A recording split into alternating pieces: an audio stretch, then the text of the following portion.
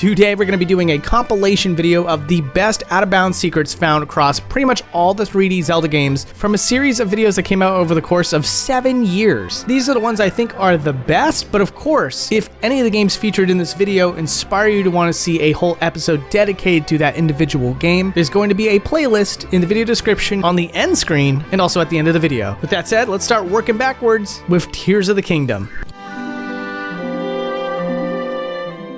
One of the things myself and many others wanted to know about was the Ascension ability. Seeing Link go through the environment in real time and have this effect happen, I'm wondering what exactly happens to the environment itself. And it turns out that the entire environment gets culled out during this time, and Link is trapped inside of a prism that shows that color that shows up behind the effect that you can see here. Only by taking it at certain angles are you even able to tell that it's a cube, which is really interesting. I want to start off by talking about something really fun and interesting. It's the first cutscene you see when you're just about to leave the tutorial island. Link hands over the Master Sword to Zelda, and the whole thing kind of plays out pretty seamlessly. But taking the camera out of bounds and showing you what's going on beneath the ground can show you that the Zelda model is already lying in wait, and that her wrists are kind of like tied to something else completely, giving her a bit of like a sleepwalking or zombie effect to how her arms are positioned. And then she slowly rises into frame, allowing her to be in her scene and grab the sword herself. And as it turns out, no, we don't go anywhere at all. We're staying in the exact same spot. In fact, for a brief moment while we have Zelda in frame, you can also see that they stored Link underneath the ground as well. And although you've already been seeing it on the screen, I wanted to take an emphasis on the fact that the particle effect of the Master Sword getting transported to Zelda gets stretched out in real time. And so panning the camera really far out can show you just how massive this effect is. Here's a zoom out of the map of Hyrule for Tears of the Kingdom.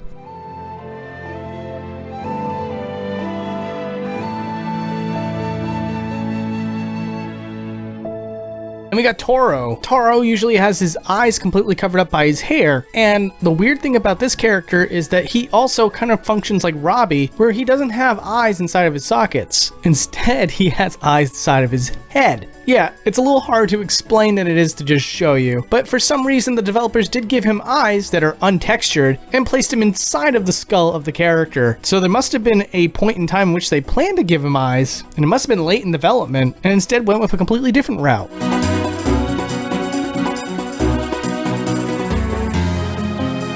Now we're going to be looking underneath the helmet for all the ancestors in Tears of the Kingdom, and to start with, we're going to go with the Zora one, which has the most complete face. And the Rito ancestor sort of has a face. Unlike the Zora face, the Rito face doesn't have an eye. It has an eye socket, but it has no eye.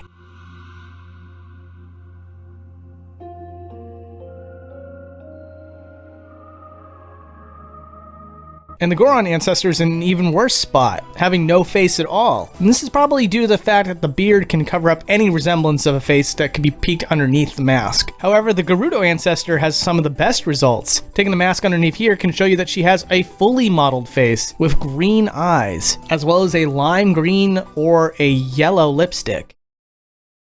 Now let's talk about Breath of the Wild.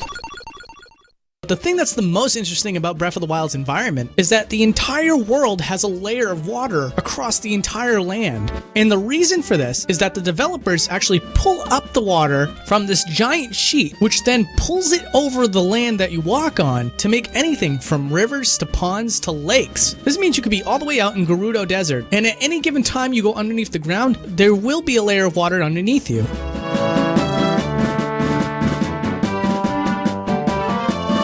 Now, a lot of the segments that I'm showing in this episode are actually viewer requests, but this one in particular was actually highly popular. People wanted to know what was going on with Stone Talus underneath the ground before they rise up. And while I was expecting this one in particular to be a complete disappointment, it actually shows that underneath the ground, Stone Talus is just a random rock formation, not even close to resembling its humanoid form until it's out of the ground. And then one of the most absurd things is that a story character, Villia, keeps her face mask on at all times. In the story, Link gets to see what Villia's face looks like, but the player really doesn't. And so thanks to Schools Out 1, we're able to remove the veil and show you the face without any obstruction whatsoever.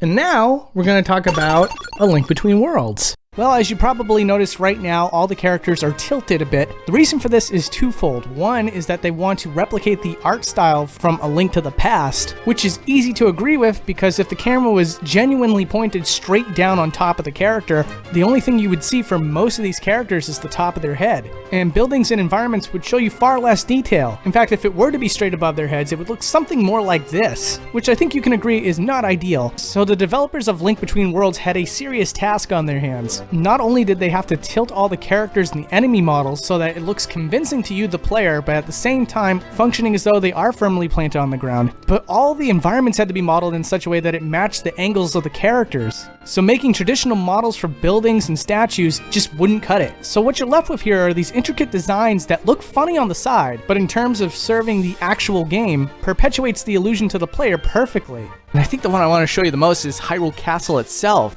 What they did here is they used the texture of the Hyrule map and then gave that environment 3D depth. And like I said, so much of this is not shown to the player. And in fact, with a lot of these areas, if I was able to remove culling before having to produce this episode, there would be even more to see.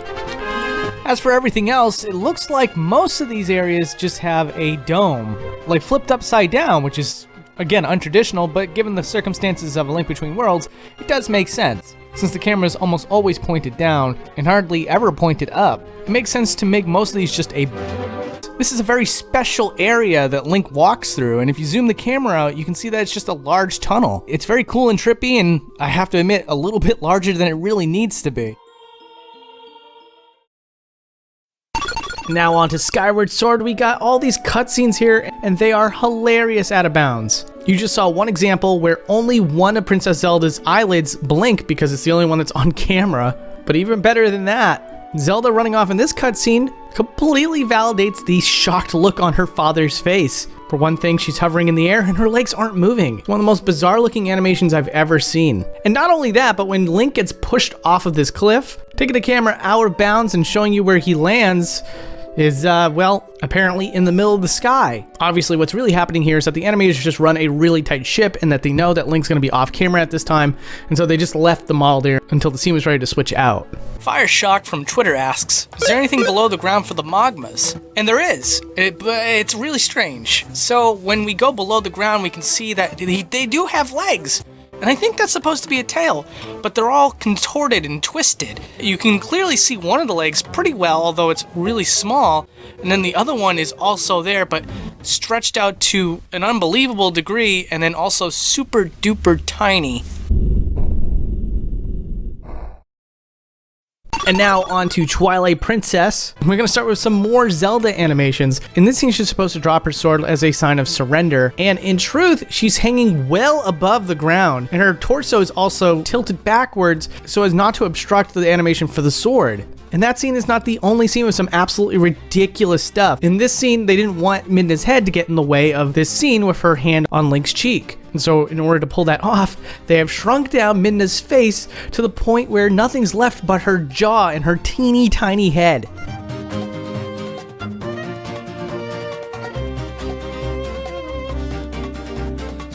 Also, this seems to be the most viewed part of the episode, so I figured I'd include it.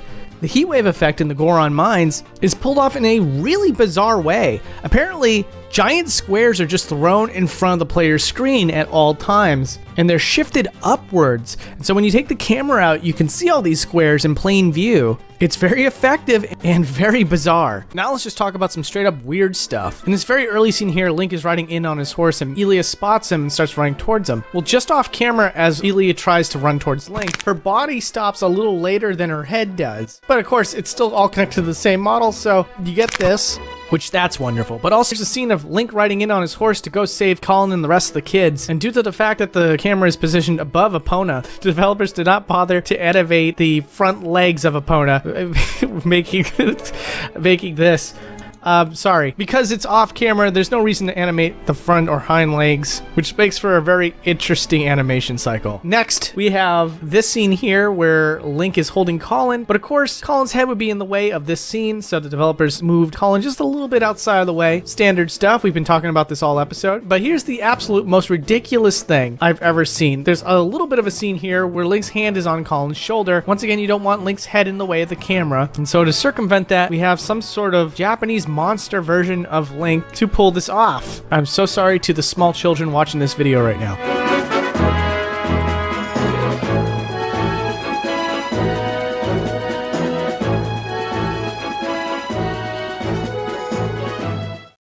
Here's the scene where Elia gets her memory back, and when one of the kids is looking through the window, another one grabs him and pulls him away. Now, this was a viewer request. Whenever I cover a new episode, I announce it on Twitter, and you're welcome to give me any suggestions for what I look at in the episode itself. But anyways, they want to know if it was just the arm that was going to be there, or if the whole character model was going to be there, and I'm very happy to say that the whole character model is there, and it's in a T-pose, so it looks pretty ridiculous. And now, here's my personal favorite scene of the whole episode. That pivotal moment when Link turns into his wolf form. It's a really nice looking effect, very powerful and emotional, and yet when you take the camera outside the boundaries, you can see how it's all pulled off and it looks absolutely ridiculous. So what happens here is that there's a model specifically meant for when Link turns into the wolf. So there's a transitional model and it gets swapped out with the regular wolf model. And very quickly as this scene is playing out, you'll see that that transitional Link model gets shoved underneath the ground and what's left is just a twisted mess. And the reason why it looks as ridiculous as it does is because the character model needs to be twisted in such a way so that parts of the body do not show itself outside of the wolf model. It was a very intentional look that wanted to be played out here during this animation, and to avoid it from looking too weird, they had to move the model in such a way so that only the face really remained. And of course, there's no point in twisting all the geometry back when it's something that the player's not meant to see anymore anyway, so what you're left with is this absolute abomination. Heading over to Kakariko Village, we can see the character Barnes. Now, Barnes is very interesting because, once again, if we remove the textures of his glasses, which are opaque, which means that you can't see through them, you can see that his eyes have been fully animated for a lot of these scenes, giving a detail that the player's never meant to see, despite the fact that people put work into this. The thing we gotta talk about is Ganondorf's cursed eyes.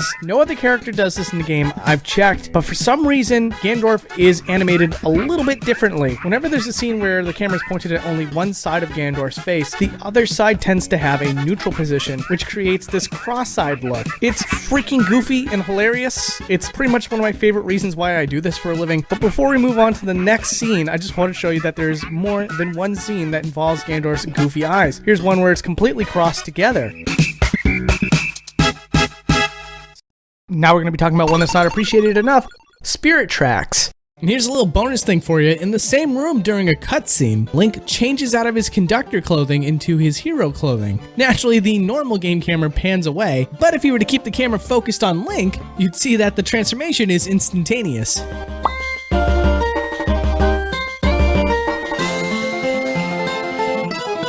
Alright, now I gotta tell you a bit of a story. So, those of you who played the game may remember a character named Ferris, who you had to find on the overworld map and pull over and talk to him. And when you talk to him, Link would get out of the train and have a little bit of a chat. Now, when you do that, the game loads a very special room that is exclusive to Ferris. Now, when I checked this the first time, this is what it looked like. It was just one giant open space, and just about anything that was outside of the original camera view didn't really exist unless you count the platform that all of this takes place on. That's when Super Stario mentioned to me that there was a room in which there are 6 Ferrises, and 3 of them are attached to different areas of the game, all loading Link in the same room, just different coordinates inside of the room. Now, I thought that was really cool, but when I checked initially, it didn't show up. It looked, again, like this. But he assured me that if I could find one of these other areas, this special room that he pulled up would exist. And boy, am I glad that I took his advice and checked, because it's true. Certain encounters with Ferris will load this room with 6 Ferrises, which is one of the funniest things I've ever presented on this show. And as for the other 3 Ferrises, they have no dialogue whatsoever. So if you were expecting some special secret message, unfortunately that is not the case.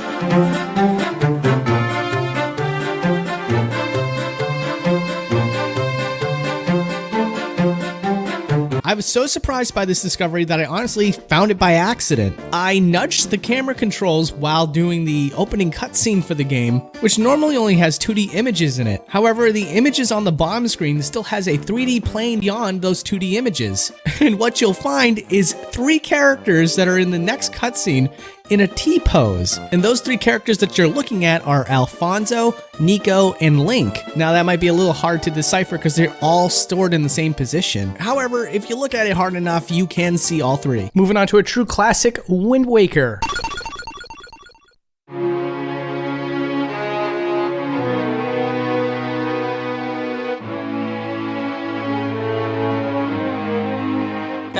the oh-so-restrictive Hyrule Field. I said it once and I'll say it again. This is probably the biggest inspiration for the show Boundary Break. Most of us gamers, especially people who enjoy The Legend of Zelda, are explorers. We like to look at every nook and cranny of wherever we're allowed to roam around in. And this is just one of those areas where you can see so many things off in the distance, but the game restricts you to a very narrow path. Well, thanks to Magic Camera, that's not an issue anymore. Now for a couple of fun facts about Hyrule Field. If you try to walk on Hyrule Field, you will fall right through. There was never any intention for anybody to ever set foot on those grassy plains. And if we take a look at Ganondorf's tower, there is no desert surrounding it. However, in the last scene of the game, you can see Gerudo Desert in its entirety, including a cave entrance that should lead its way back to Hyrule Field.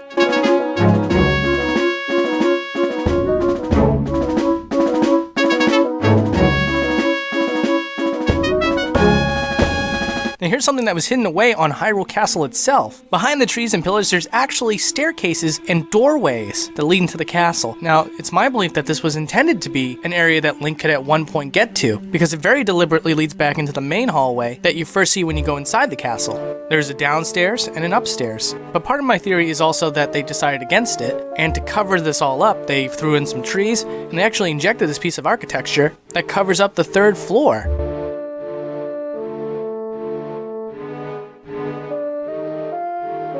So remember that Gerudo Desert that I mentioned earlier in the episode? Well, it's amazing how much desert is actually here that you never get a chance to see. But over here is that cave entrance that I mentioned. It's very clear that at some point in development, the player was meant to go through that cave, and whether this was supposed to be an environment that you could walk around, or more likely an environment used for a cutscene, they decided to leave it out.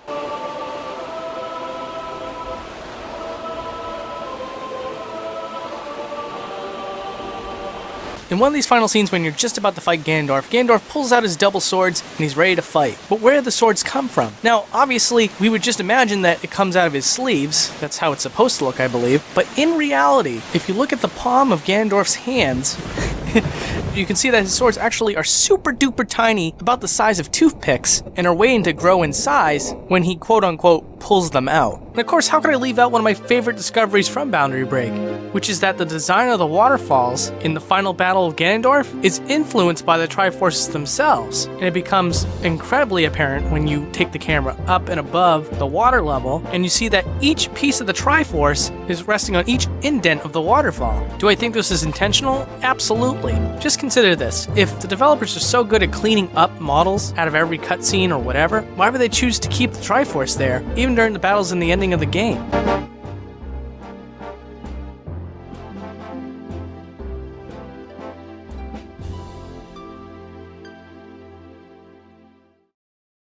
Now, as we move on to Majora's Mask, one of my favorite things is the orange box that the shopkeeper stands on top of. You can get the faintest glimpse of it. However, moving the camera at this angle can show you way more detail than you're supposed to be able to see.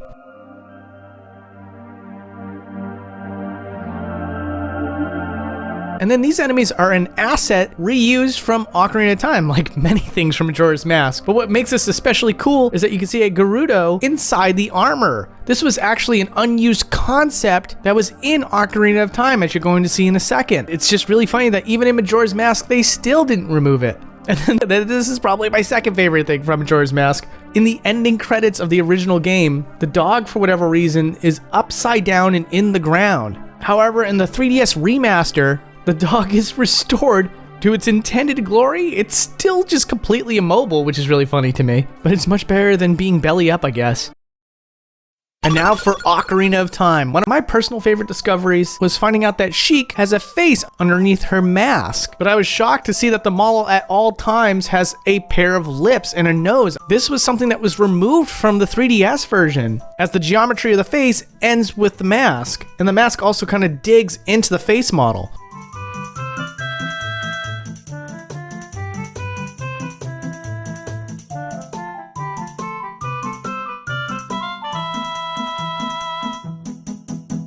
And like I mentioned with Majora's Mask, the Gerudo face is also in Ocarina of Time. In relation to the Sheik discovery, the 3DS version finally removed the face, but left the body behind, suggesting that the model was still used as a reference for the model that was used in the 3DS version.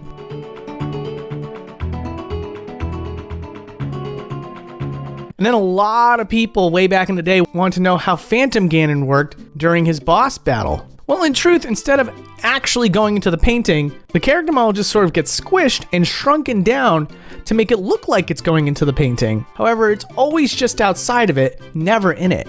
Anyways, that's it. The playlist is right here if you'd like to check out any of the episodes mentioned. It always helps the channel out. And of course, stay tuned for future episodes of Boundary Break featuring The Legend of Zelda, as well as many other of your favorite games. Check you later. Bye-bye now.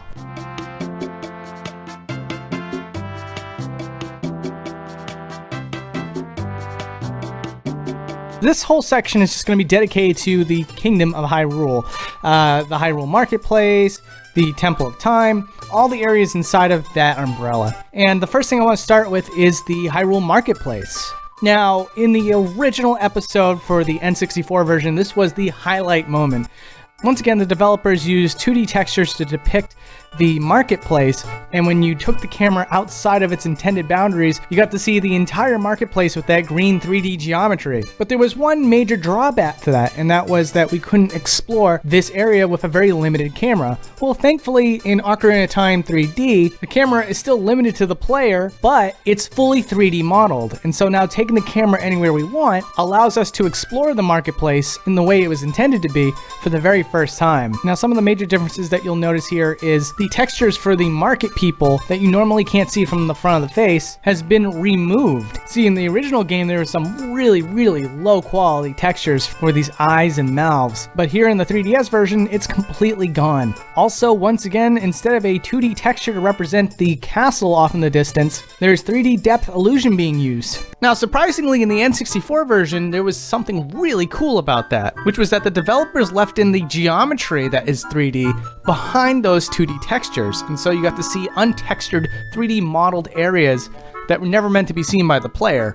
But alternatively, the 3DS version has 3D modeled backdrops that didn't exist in the original version. And so outside the door here, you can see a low poly version of Kokiri Forest. But it honestly doesn't even end there. If we were to take a zoom out of Kokiri Forest, you'll see even more details outside of the boundaries. One of which is really surprising to me. It's the Great Deku Tree, and he's somewhat modeled over here. But what makes it stand out against the original version is that you can see his retinas. Now, in this low poly version of the Great Deku Tree, it's very easy to see those retinas, whereas when you see him in person, those retinas are there, but they're very well hidden behind his eyebrows, so as to not make a complete contrast to the original model. Also, this is a really cool fact that I didn't even mention in the original episode, but it is featured in both games. In the cutscene where Navi's trying to go find Link and you're in the first person perspective, there is a Deku shield above Mido's house. If you shot at it, it would fall off of its hanging position, meaning that this shield was likely meant to be the original spot in which you got the shield, and that you would have to have the slingshot before getting the shield. And I was assured by Melon Speedruns that this was intentionally coded by the developers. And so to summarize, what you're looking at here is a relic of an original design decision for Ocarina of Time.